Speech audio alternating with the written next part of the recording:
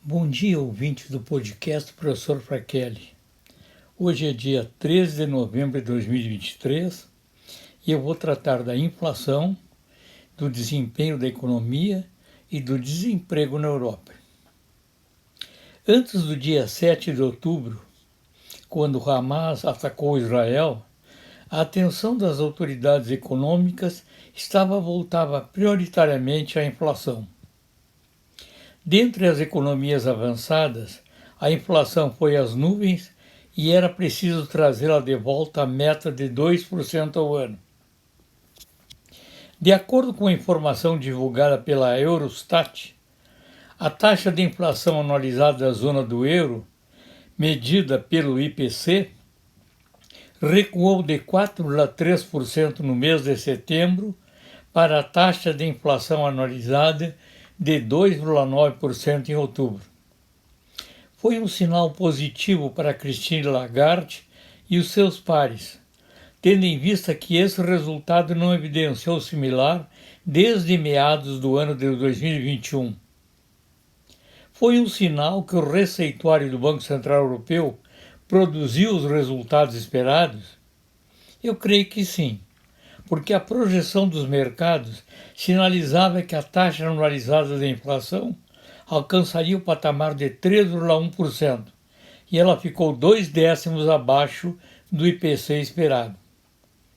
Quanto ao núcleo da inflação para o mês passado, a taxa anualizada do núcleo da inflação recuou de 4,5% no mês de setembro para a taxa anualizada de 4,2% no mês de outubro.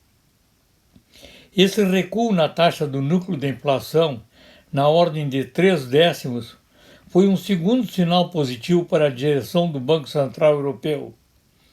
Isso porque a queda só encontra uma variação similar em meados do ano passado.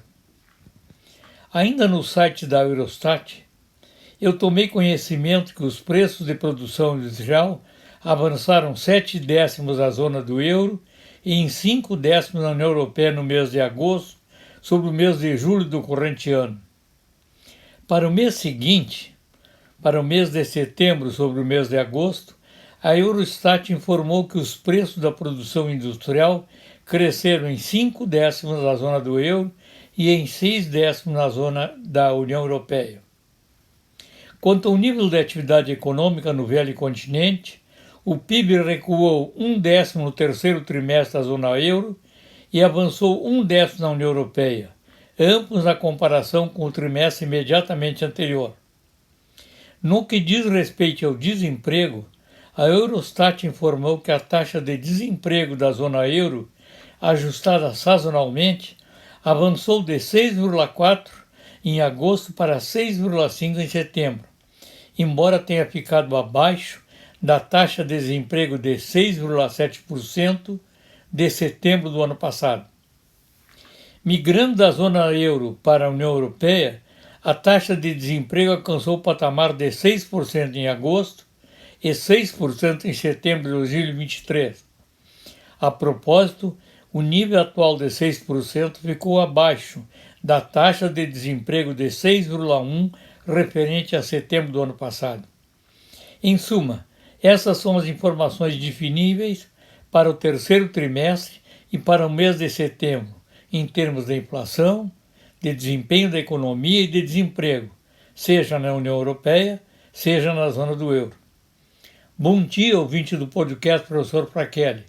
Para maiores informações, acesse o site www.antoniocarlosfraquelli.com.